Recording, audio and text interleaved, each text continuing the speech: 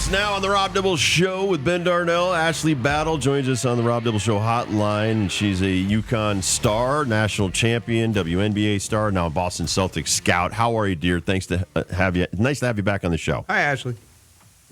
Hi, guys. Thanks for having me. All right, so when I say WNBA finals between two super teams, what do you think, especially since you played with some of them? You know, the crazy thing is that I played for both of these teams. So, played for New York, and then when San Antonio, before they became the Aces, they were San Antonio, so I played there as well. So when I think about tonight's game, it's very interesting because for the Aces, Chelsea Gray's out and Kia Stokes is out, and it's going to be hard to win without Chelsea Gray.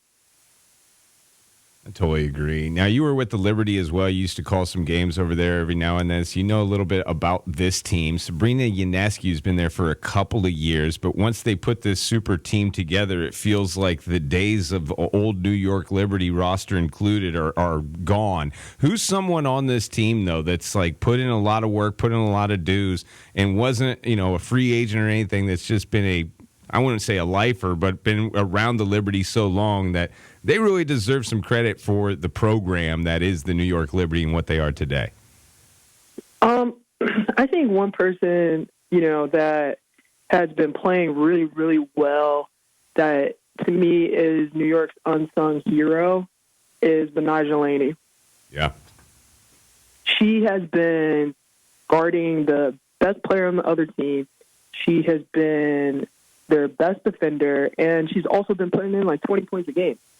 So for me, it's been her. I think when she is hitting open threes and hitting stuff at the end of the shot clock, and also defending the other team's best player tough, then she's just, then the Liberty are pretty much unstoppable. When you look at both teams with so much talent, do that sometimes when I'm watching Liberty games, they pass the ball like one too many times. Do you see that where they're looking for an open player, but sometimes like, you know what, you're good enough, you could have made that shot?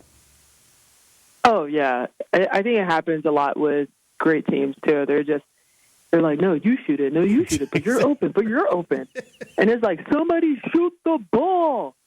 But I think, tonight, I think it's just going to be a real gritty game. And I was at Game 3, and Barclays was rocking. So I expect the same tonight. All right, Kelsey Plum's still there. We still got Asia Wilson on the court. It's still going to be a great game between both, even though Chelsea Gray's not going to be and Stokes is out. How did they stop Asia in Game 3? Only 4 for 16, and she's been dominant all year long. They definitely corralled her whenever she got the ball. So whenever she got it she just saw a fifth around her every time she got the ball. And then that's what you have to do with someone like Asia. You can't go for her pump fakes at the elbow. You got to stay down, and you got to make her take, tough jumpers. And if she's hitting tough jumpers, then, you got to tip your cap off. And she's very capable of doing that. She's the former MVP of the league. So she's a great player, but she got to see multiple people at all times. And you have two defenders in Stewie and JJ, Jonquel Jones, who are long enough, who could defend her. Sometimes you might get Laney on her. So the Liberty have been mixing up coverage, but for sure, whenever she gets the ball, she has to see a wall of people. Talking to Ashley Battle, Boston Celtics scout. When you're looking at these series, I guess this is Game 10 tonight for most of these players. Do you think the playoffs are too short, not long enough? It seems like it is a shortened season, not like the men's 82. I know Ben and I are huge fans. We'd love it to go on as far as 82. But for you in the postseason, do you think it's a little short? I think they've expanded it. Like before, they all used to be, the best of 3. And so now you got the best of 5. I think, with the expansion teams, that the first couple rounds might be the best of 5. So I think as the league grows, the playoffs will too grow. So I think it's getting there. Slowly but surely, it's getting there. 8 o'clock is going to be the tip-off. The game's going to be on ESPN at New York. Game number 4. The Aces are up 2-1 on the Liberty. We had first night last Friday, and man, was watching the women. I don't think AZ missed a shot. Really excited to see Paige. Everyone probably forgot about Ice Brady. Aubrey Griffin looks like she's healthy and ready to go. Caroline Ducharme doesn't have a concussion right now. Like all signs are right now. Signs are pointing to dominance. I don't know if you got any flack for just making the Sweet 16 last year when you guys are used to going to the Final Four every single year. But how stacked is UConn women's basketball here for 23-24? If they can stay healthy, it could really be a special year. And I've gone to a couple practices. I've been able to watch up close, and they look ready to rock and roll. Just being physical and hitting teams, and that's something that they're going to have to do is just be physical. I like to see them put on a little bit more, muscle, because I know the likes of South Carolina and LSU, they're going to be very physical with them, trying to push them around and get them off their spots, especially Paige, trying to ride her out so she can't get to her spots. But if they're able to withstand that and, everyone could be involved, I think one thing that happened last year, with all the injuries is the emergence of Aaliyah Boston. Or not Aaliyah Boston, obviously she's not her name, but Aaliyah Edwards. Yes.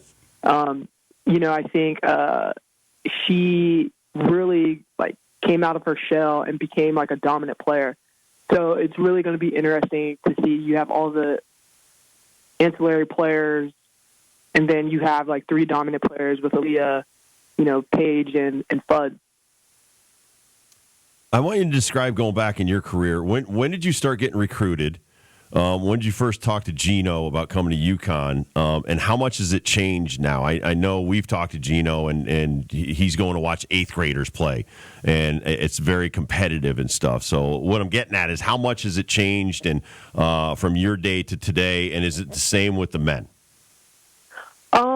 Well, this is kind of crazy, but my first letter was in the 7th grade. Wow. From who? William and Mary. All right. Go Damn. Tribe. Look at you. All right. So then how does it progress past that? I think right now, for UConn, it's changed in the sense that I don't necessarily think they were, recruiting 7th graders or looking at 7th graders. I got recruited by them kind of late.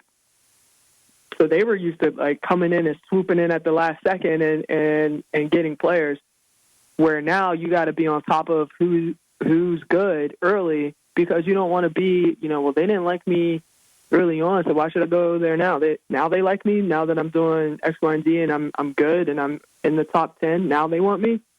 So I think now you have to be a little bit more cognizant of that and really try to stay on top of the players that are coming out today.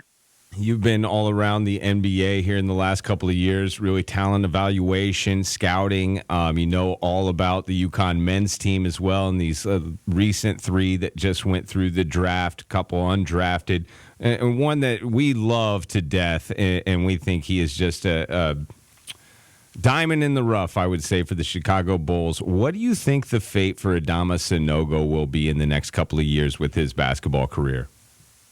I think it's interesting. Adama was so dominant at UConn, and it's curious to see if he's going to be able to do the same thing. His best strengths in UConn were rebounding, putbacks, and getting shots around the rim.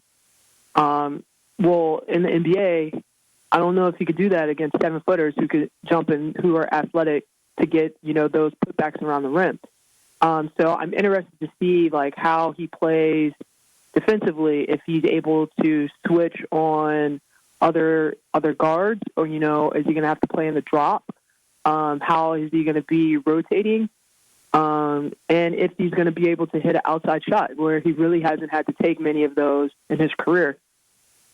So all those things like factor in how long he's going to be in the league. If he's able to develop that, then he could potentially have like a very long career. But if he's stagnant on, his extending his range and, not really being able to soar in the paint, it might be difficult.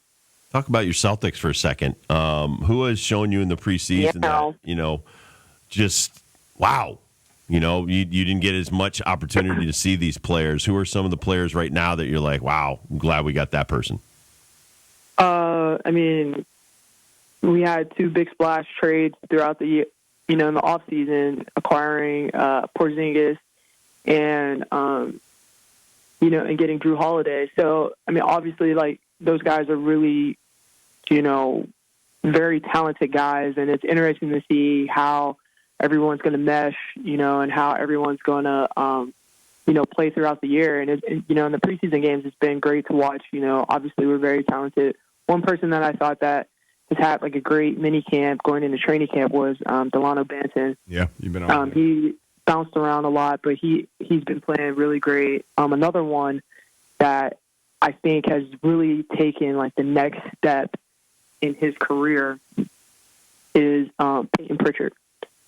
He has been, lights out. He's been playing great, shooting the ball really well. His decision-making has been really great, and you could just tell he put a lot of work in the offseason.